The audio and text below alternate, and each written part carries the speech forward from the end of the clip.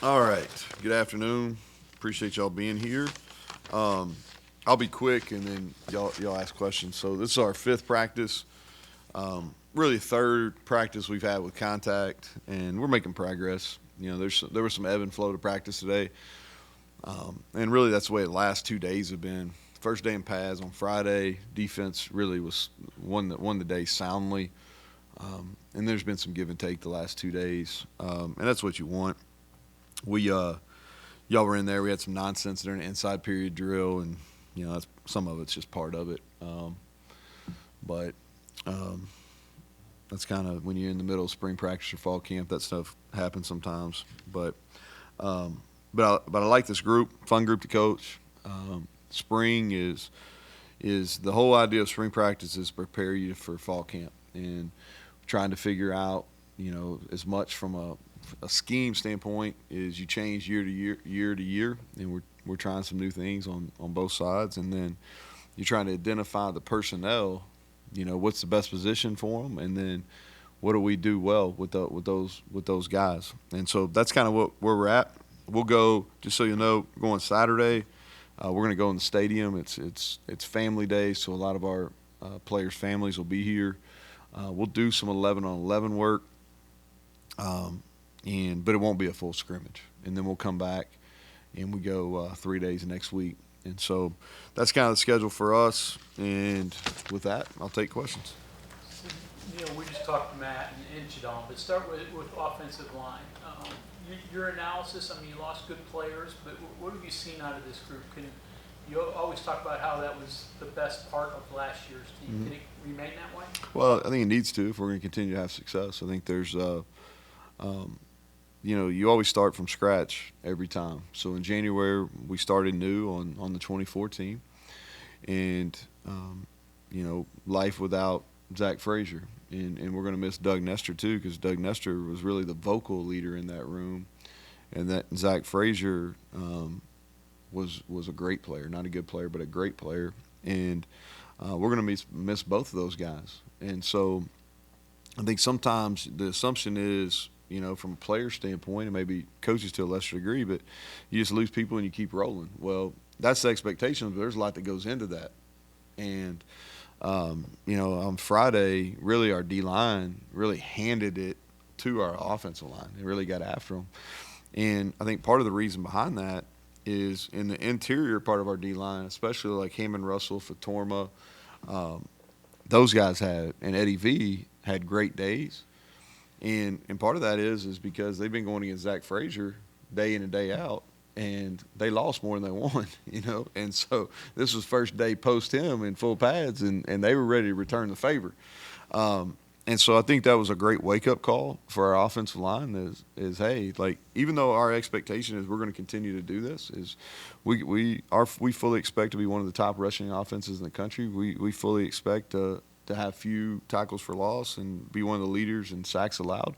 But there's a lot of work that goes into that, and that was a good wake-up call. And offensive line-wise have competed and performed at a much, much higher level in Tuesday's practice and then today. But we've got some work to do. But I'll tell you, so we missed Tomas. Tomas is going to miss spring. I said that. And so Sully Weedman and Mo Hamilton are getting some more reps, and it's time for them. This is their spring to show that they're ready. Really pleased with the progress of Johnny Williams and Nick Cray and Xavier Bosley. I think Nick Malone has taken a step. He was good on Friday when the rest of them weren't very good. And then Wyatt, the pressure on Wyatt is to step in and be the leader that Zach was, because now he's the best player in that room. And he's ready for that. He's trying to figure it out.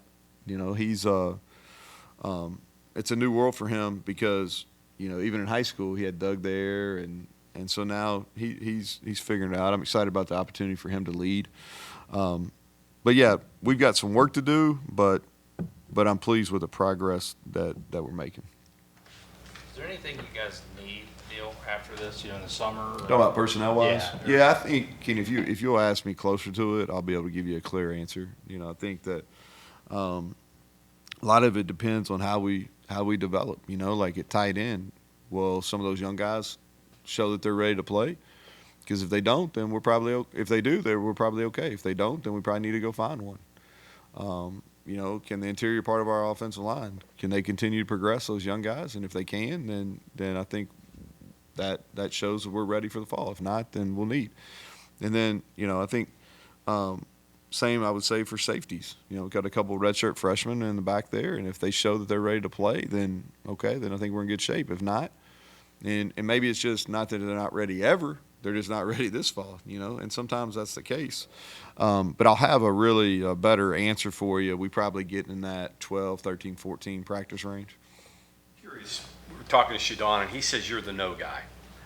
There may be a good player or something that they want, and you kind of evaluate the whole thing, look at their background, and say, I don't think that's going to work for us.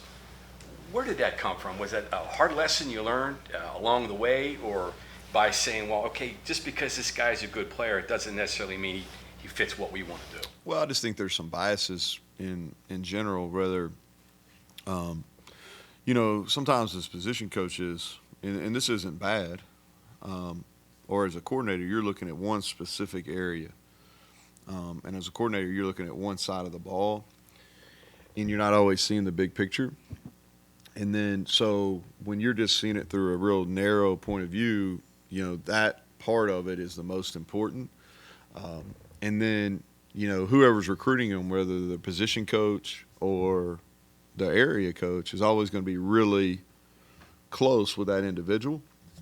And there's going to be some bias there, and there should be. When you have a relationship, they're no different than a parent with a kid. You're going to have some inherent bias there.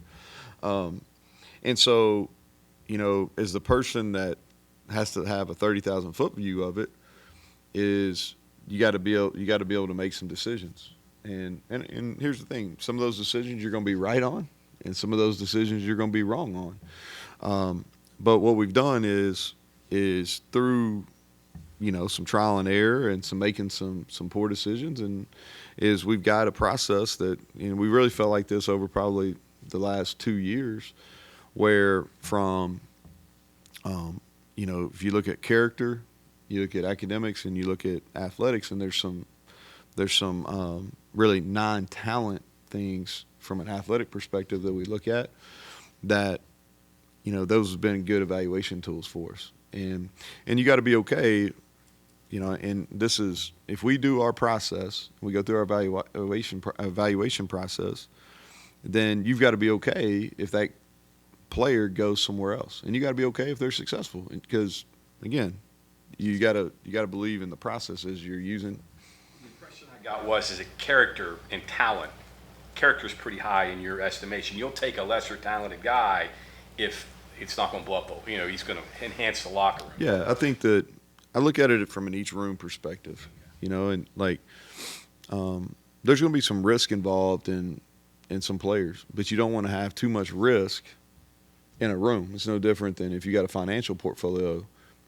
Some risk is good because there's big rewards with those risks, right? But you don't want your whole portfolio to be all risk. You know what I mean? Like, so it's the same when you're looking at a position room, is you want to make sure that you've got, all right. The other thing that you look at too is, okay, if you're taking a player with risk, do you have some really good leadership, or you do have some really good guys that are going to be in that room that he'll fall in line behind? And so the other thing that we look at is like some youth to some veterans. You want that in the room.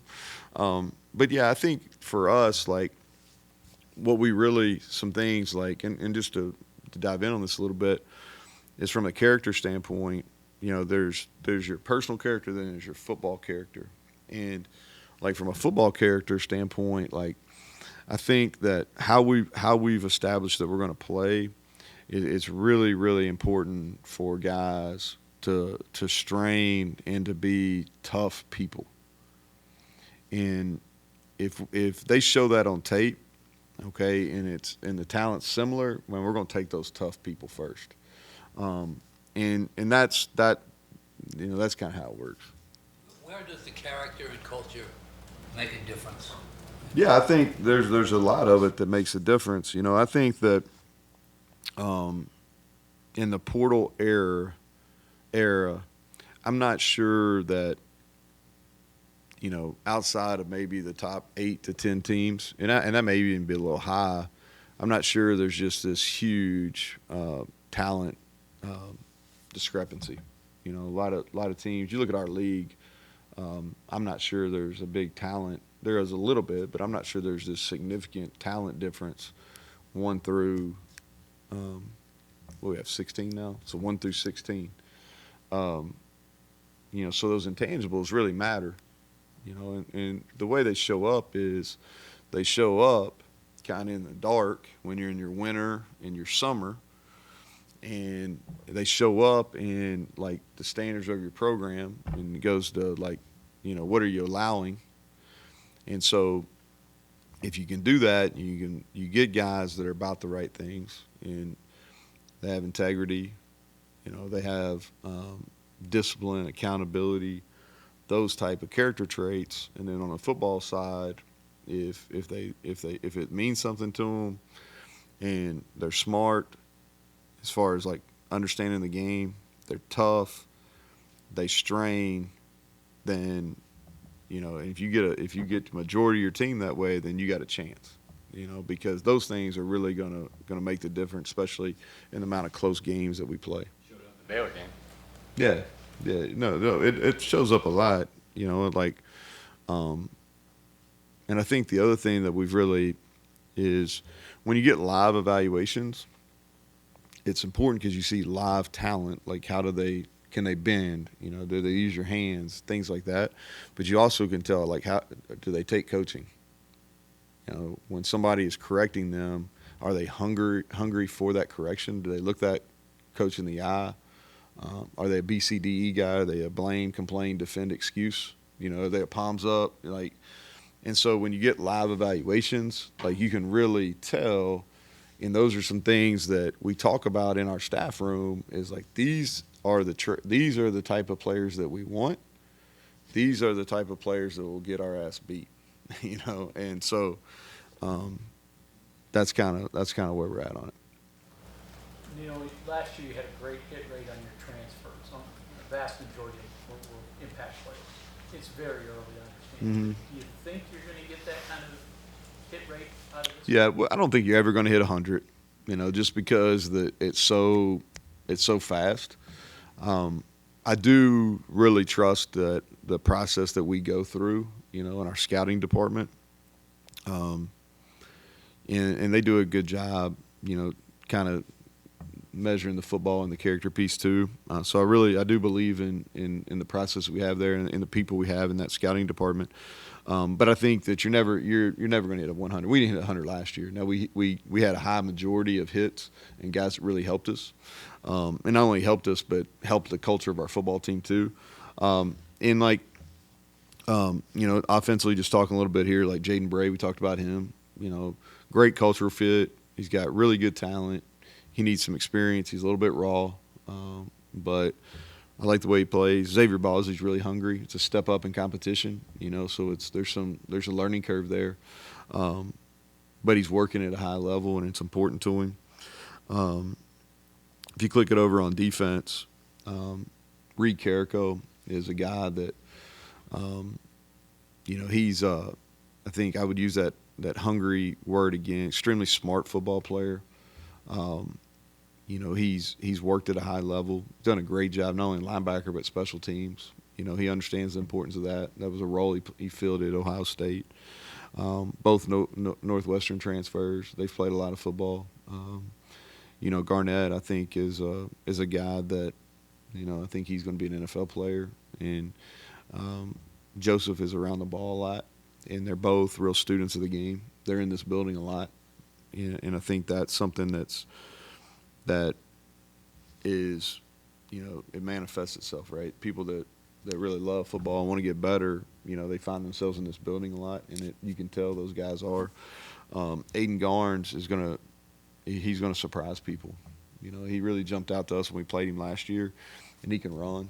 He can run stride for stride with EJ, who's as fast as anybody we're going to play, and he's always around the ball. He's had multiple picks. He had 2 for a touchdown on Friday. I like the way he plays. He's really smart. He can play a bunch of different positions. Anybody else that you wanted to know about? you have a mix there of guys moving up from FCS. You've had Group of Five. You've had Power Five. Are you more confident with one level than another, or how do you evaluate that when you're looking, especially a guy coming trying to move up? Yeah, Crandall's out right now with a hamstring too. No, I think that you try to evaluate the talent. Like if you're looking at FCS player, you want him to be dominant at that level. Yeah, I think the from a size characteristic standpoint, like we've got pretty good. Not that we won't come off those some, but from a traits, physical trait standpoint, as long as they meet those physical traits and they're highly, we want productive players. It's either production or potential, right? And so, you want more production. You'd love for them to have both, right? But when you get an older kid, you want production. When you're going on a little bit younger guy, then you're okay with some, potential if you feel like you can close the gap and get it out of them. But no, we're just looking for best available. And then sometimes, when you get in the portal, like, everybody's not going to be a starter, and that's okay. But I think you have to set reasonable expectations coming in where they know, right? Because what you don't want is a disgruntled player. You sell them something in recruiting when they come here, it's not what it is. So we try to be, tell them the story of, hey, this is kind of what we're looking for. If you're better, you're better. If not, best case, worst case scenario. And that's what I try to tell, like, because that's the way I look at things. Like, here's the best case they can have, and here's the worst case scenario. And then they've got to make their decision based on that. But regardless of level, we want either highly productive players or guys with high potential.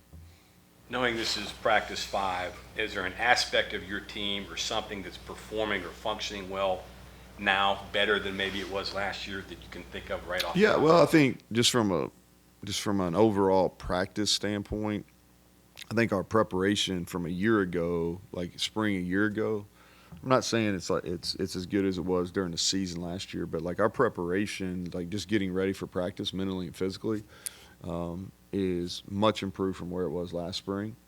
The other thing too is I think the energy level in our practices is much higher, and I think that's a byproduct of we've got some new coaches, but also we've got, we've been real intentional about recruiting guys that have energy, that have that smile eye, and people like being around them, and they're just kind of upbeat, positive people. And so I think from just our energy in practice it's much improved. And I think defensively, the thing that even, and this is probably even towards the end of last year that we're ahead of, is just we're a much more physical football team.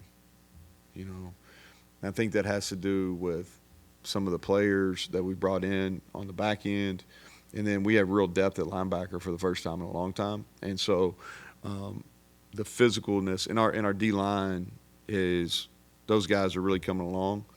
And so we're much more physical on defense than we were even probably at the end of last season. It's encouraging. You're mentioning a lot of areas. Yeah. That's encouraging. Yeah. And like I said, we've got to go out and do it, but for me is like we're starting to look, and it feels like it should be when you're having, in the spring practice. Neal, a group we haven't talked about this spring, your specialists, you got them both back? Yeah. How do those guys take the next step? Yeah, well, I think competition is a big piece of that, and Mike's been out a little bit with a little bit of a groin injury, and RJ came in there, and I don't know if y'all were in there at the time, but he nailed I think a 46 or 47 yarder right there in front of the whole team today. So he's really we're gaining some confidence in him. That was a huge kick for him. And Mike's been out since Friday, so RJ's had 3 days in a row where we didn't skip a beat, and he's really kicked it. Ollie, coming off surgery, did a great job rehabbing. You wouldn't even know that he had to have a little off-season surgery. So I think he'll continue. I think what you're going to see him is add some distance because he's got stronger. You're going to see he's always done a great job with his location. That's what makes him unique, but he's going to add some distance to the kick. And then I think Brinkman's as good as his job is any player in the country. I do. I don't think there's a better long snapper in the country than him. How about, I guess, returner too? Yeah, so Preston, man, is, if you look, like he was one of the best ones in the country last year at punt return, and he's got a natural feel for it. And you talk about somebody that's made a big step, and somebody that's even toward the end of their career has gotten a lot faster. So on the GPS, when he came here, he was an 18 to 19 miles per hour guy. And now every single practice of spring, he's been over 20. So he is running much better. He's stronger, which I think go hand in hand. But yeah, and then at kickoff returner, we're gonna have kind of an open competition. Hadn't gotten into it much, other than some fielding some kicks, but we need to improve there. Okay, anything else for Coach? All right, thank you. All right, thank you all.